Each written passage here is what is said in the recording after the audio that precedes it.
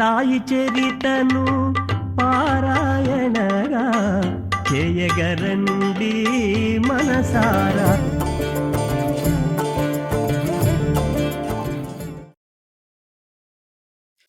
సాయిబాబాకు అనన్య భక్తుడు మేఘశ్యాముడు. ఈ భక్తుని గురించి సాయి సచిత్ర 28 అధ్యాయంలో పరిపూర్ణ వివరణ కనిపిస్తుంది.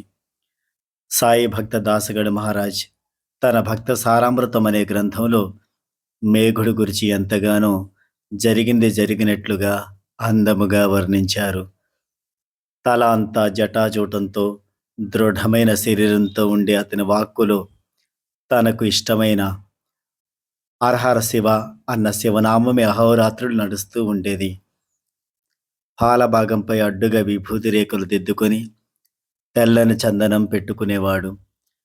అతడు బాబా హారతి కూడా ఒంటి కాలి మీదే నిలబడి చేసేవాడని అంటారు. నిజంగానే బాబాకి అతనితో ఏదో రుణానుబంధం ఉండి తీరాలి. మేఘుణ్ణి సాఠే అనే భక్తుని ద్వారా ఒక రకంగా షిరిడీకి లాగి అతనికి ఒకే ఒక్క దైవమైన శంకరుడు సాక్షాత్తు తానే అన్నట్లు అనిపింపజేసి అతని భక్తి పట్ల తపస్సు పట్ల ప్రసన్నులై సాయిబాబా క్రీస్తు శకం 1912 సంవత్సరంలో షిరిడిలో తన సన్నిధిలోనే మేఘశ్యాముడు మరణించినప్పుడు స్వయంగా తన శ్మశాన యాత్రలో తాము ఉండి అతని దేహంపై పువ్వులు చల్లి బాబా అతనికి సద్గతి ప్రసాదించారు. మేఘుడు ఎంతో అదృష్టవంతుడు. అతని యజమాని అంటే రావ్ బహదూర్ సాఠేకి లభించలేనిది, అతనిచే సాధింపబడలేనిది మేఘశ్యామునికి లభించింది. సాఠేకి బాబా ఆశీర్వాదంతో వృద్ధాప్యంలో ఒక కొడుకు పుట్టాడు. ఆదాయం కూడా పెరిగింది. కానీ పరమార్థంలో అతని ప్రగతి అలాగే ఉండిపోయింది. సాఠే మనసులో తన గొప్పతనాన్ని గురించి కొంచెం అహంకారం కూడా ఉండేది.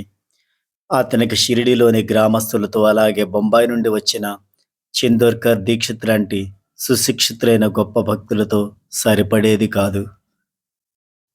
క్రీస్తు శకం 1918 సంవత్సరం ప్రారంభంలోనే బాబా హయాంలోని అతడు షిరిడి వదిలి పుణేలోని తన గ్రామానికి వెళ్ళిపోయి మళ్ళీ తిరిగి రాలేదు. మేఘశ్యాముడు మాత్రం తన జీవితాన్ని సార్థకం చేసుకున్నాడు. దీనిని బట్టి ఏమి తెలుస్తుందంటే గురుకృప ఉన్నప్పటికీ సాధకులు తమ సాధన తామే స్వయంగా చేసుకోవాలి. గురువు కేవలం మార్గదర్శనం చేస్తూ వారి సాధనను నడిపిస్తారు. ఈ విషయాన్ని బాబా స్వయంగా చెప్పి ఉన్నారు.